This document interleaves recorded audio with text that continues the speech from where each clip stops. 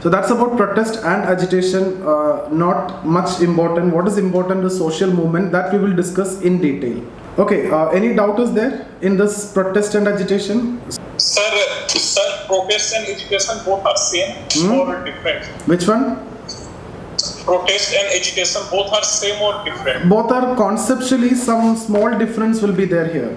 In terms of that difference is actually in terms of degree of activity. So here when we talk about agitation, here you can see this word intense activity. So here mostly activity, it is slightly more active. So in terms of degree, it is different. So next topic is social movements.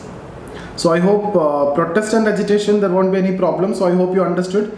That's not much important for us. So under collective action, first that we have discussed is protest and then agitation. Now we are going to talk about social movement and then we will discuss about revolution. So social movement here also, paper 1 also it is important. Paper 2, very, very important because you have, I've told you different social movements like peasant farmers movement, you have backward caste movement, you have ethnic movement, you have environment movement, you have women movement. Out of this, we will get 2 questions for sure every year. So it is sure shoot, you need to prepare it very good. So here at the international level, we will try to understand what is social movement. I'll tell you what are the different types of social movement, how a collective action can be a social movement, what are the different conditions for social movement. We need to see what are the different types of social movement, what are the different levels of organization of social movement, what are the different types of leadership, what are the different types of ideology, etc., which can come in social movement. We also have to see some theories, although in the syllabus it is not mentioned the theories of social movement. I'll briefly tell you some theories also of social movement, so that in case if the question is asked, you can supplement it with some of the theories like structural strain theory, revitalization theory. Some theories I will give you here. Okay, so we'll get started with social movement, and this is the most important one among all this topic that we have discussed. In the when you compare protest, agitation, revolution, out of this maybe revolution is also important. We have discussed that in detail under marks, but social movement is very important. In paper 1 also you can get questions directly from social movement. You can also get the life cycle of social movement. Theories of social movement can also be asked. So the scope is actually very high from this topic that you can expect question. Okay, so first we will define what is social movement, as we always do. So how we define social movement? It is actually a collective action only. So it is nothing but, it is a collective attempt. It is nothing but a collective action to further a common interest. So there will be a common interest. Okay, or you have to secure a common goal, common interest or common goal through collective action. So it is a collective attempt which is based on a common interest or common goal to secure a common interest or a common goal, and through collective action outside the sphere of established institution. So if you remember yesterday's session, I've talked about, we have discussed about patriarchy, and then we have discussed about violence against women, and then we have discussed about at the institutional level what are the solutions to solve this problem, or what are the initiatives to solve this problem. And then I told you at the non-institutional level what are the means to solve this problem, and there we have talked about women movement, right? So what is the context of women movement? The context of women movement is not, it is again outside the sphere of established institution. Like we have discussed about various legislations here.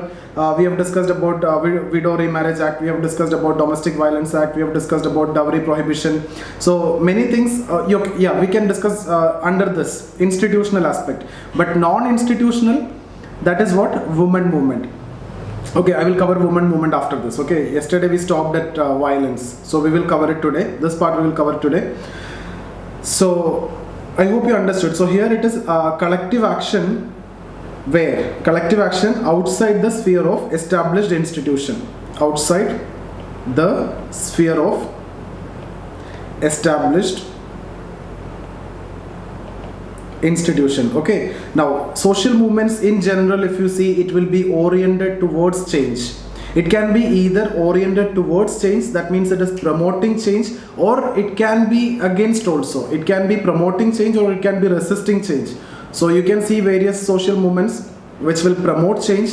There can be movements which is resisting change. Okay, now social movements are completely different from protest and agitation.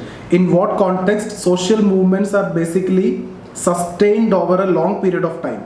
Protest and agitation, it come and go. Okay, but if that is sustained, that collective attempt, the collective vigor, if it is sustained for a long time, then that is what we can understand as social movement.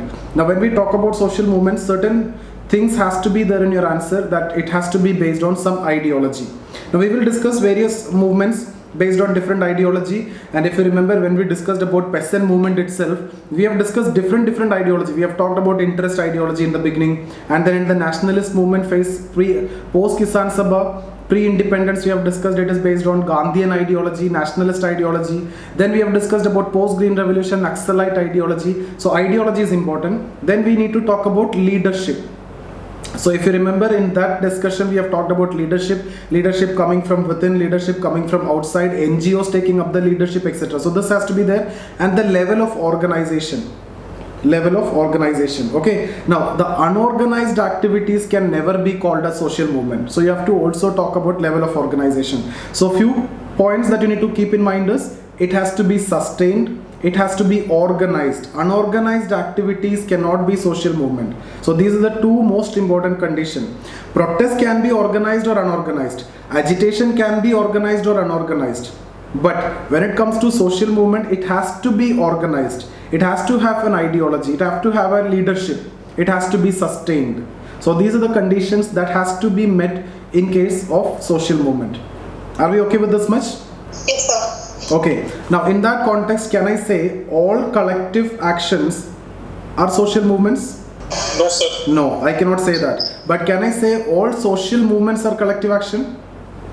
Yes, sir. Yeah, all social movements are collective actions, right? Because it has to be a collective action, it has to be a collective attempt. That is what I've told you in the beginning. So the definition itself is about collective attempt. It is based on collective action. So social movement is a collective action. All social movements are collective action.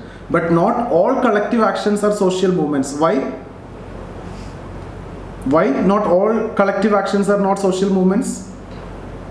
Because they can be short term. it has to be organized. This is one condition. It has to be sustained.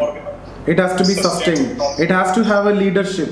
Okay, it has to have certain ideology. All these conditions has to be met for any collective action to become social movement. So we can say all social movements are collective actions. If this is social movement, this is part of collective action. Okay, but not all collective actions are social movement. It has to be organized, it has to be sustained, it has to have a proper leadership, it has to have an ideology, okay, proper structure. All these conditions has to be met. Okay, now we can discuss about different types of social movements. So different thinkers are giving different types, and I have incorporated around 6-7 types of social movement in your PDF that I will discuss after this. But in general, we can say the different types are based on ideology. It can be based on ideology. You can say based on ideology, different types, based on organization also, based on methods also, okay, then based on goals also, or based on social change also. So on these basis, you can understand different types of social movement. For example, when we talk about on the basis of ideology, it can be liberal or radical, right? It can be Gandhian or Marxian. Are you able to follow me? This is not a big deal, as we have already done with thinkers. That's the reason why I'm going slightly faster. If there is any problem, you can talk to me, because all these things are very easy, and that's why I'm going slightly faster compared to the thinkers discussions, other topics discussion. Now you are at a very matured level. I'm expecting two months are over, so you should be in a position to follow this, right? Are we okay? The speed is okay? Yes, sir. We are able to follow. Now again, on the basis of goals, on the basis of ideology, I've told you, on the basis of goals, there can be some general movement or there can be some specific movement, specific goals or general goals. Like when we talk about women movement also, general, what is general? Empowerment of women, that is general. Specific movement, what is that? Like anti-alcoholic movement, anti-dowry movement. Okay, so based on goals, you can have general as well as specific. I hope you understood this. When we talk about women movement, overall improvement of women, women empowerment, that is general. But when we talk about anti-alcoholic movement, anti-dowry movement, anti-sati movement, anti-female feticide movement or infanticide movement, all these are specific movements. Okay. So again, otherwise if you go at the theoretical level, Aberle, one thinker, he defined 4 types of social movement on the basis of change. So I've told you the different types can be on the basis of ideology, on the basis of goal, on the basis of organization, on the basis of social change, etc. So here on the basis of change, there are 4 different types which is given by Aberle. So the movements are, I am classifying like this. First is that change in society, change in society, and then change in individual. Okay, so this is the 2 divisions that you need to make, and then you will see change in society. Firstly, transformative movement. Okay, transformative means this will be talking about total change in society. So total change in society. So transformative movements are the movement which transforms society totally. So total change in society. For example, when we talked about Marxist movement, right? So Marxist movement or revolution. So example, you can write Marxist movement. That is a qualitative change. That is a total change in society. Negation of negation, right? Negation of one mode of production to the other. So Marxist movement. Then second one, reformative. So can you tell me what it will be? Here if it is total change in society, what it will be here? Economy in society. Partial change. So some issues might be there that has to be resolved, right? So like you can give examples of socio-religious reform movements of 19th century. So this you have to study in detail in your history. So I've already done videos that are available in YouTube that you can get it. Socio-religious reform movements of 19th century. You have to talk about Raja Ram Mohan Roy. You have to talk about all those, Ali, from Muslim side, Aligarh movement, Wahhabi movement, Ahmadiyya movement. When we talk about Hindu side, Raja Ram Mohan Roy, Brahmo Samaj, Prarthana Samaj, Jyotirao Phule, also Arya Samaj, Swami Vivekananda. All these will be coming here. Okay, one or the other way, all these will come here. So those are basically reformist movement. Okay, then at the level of individual. So we talked about at the level of society, total change in society, partial change in society. Name, transformative, reformative. Here also, total change in individual and partial change in individual. So it is the same, but what will differ? Only the name will differ. So I'm going to name this now redemptive and alternative.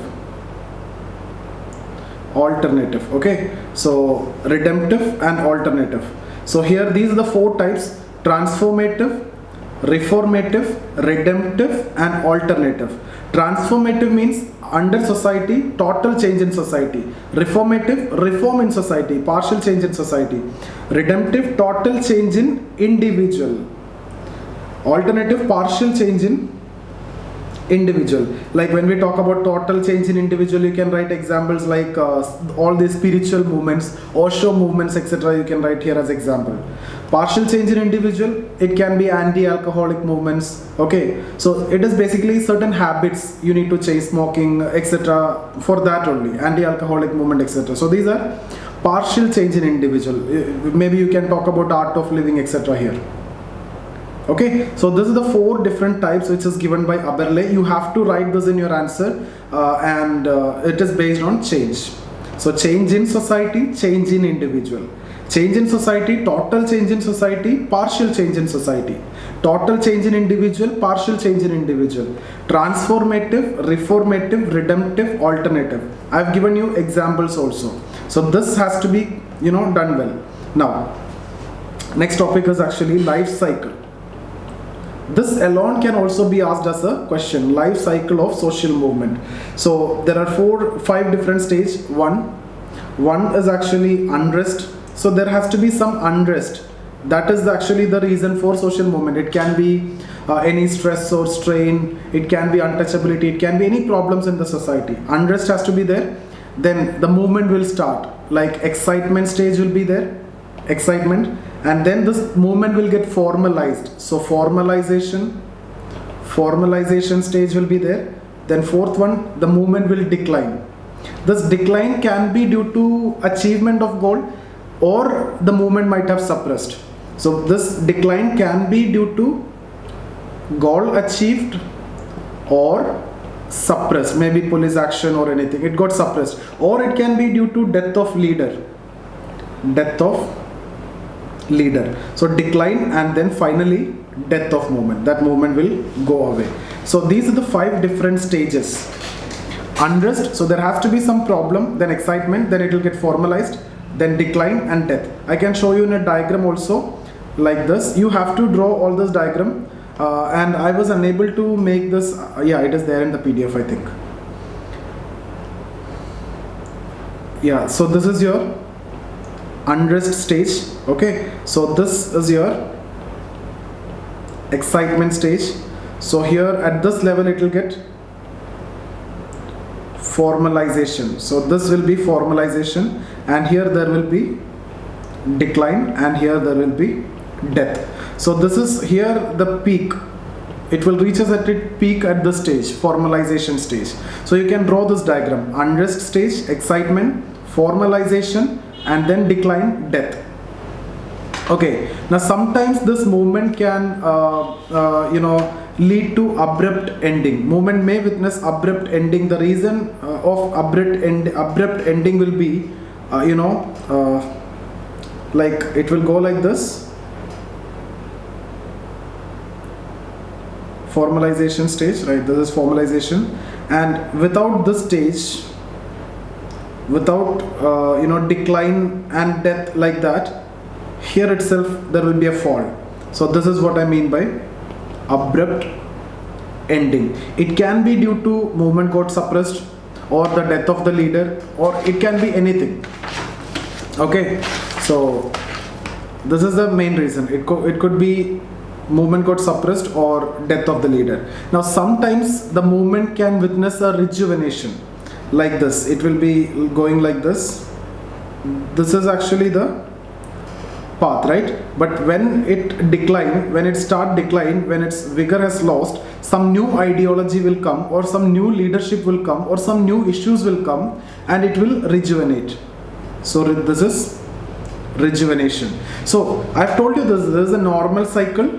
It can be abrupt ending, or there can be rejuvenation. So these different things you will see when we discuss about social movement. These are the different stages in social movement. So anyway, this is their unrest, excitement, formalization, then decline, death. That is the first case. Instead of decline, death, immediately abrupt ending. That is the second case. Third case also, instead of decline and death, there will be a rejuvenation because of new leader, because of new ideology, etc. Now we will quickly look into the different theories also. I'll tell you what are the different theories. Firstly, the Marx theory.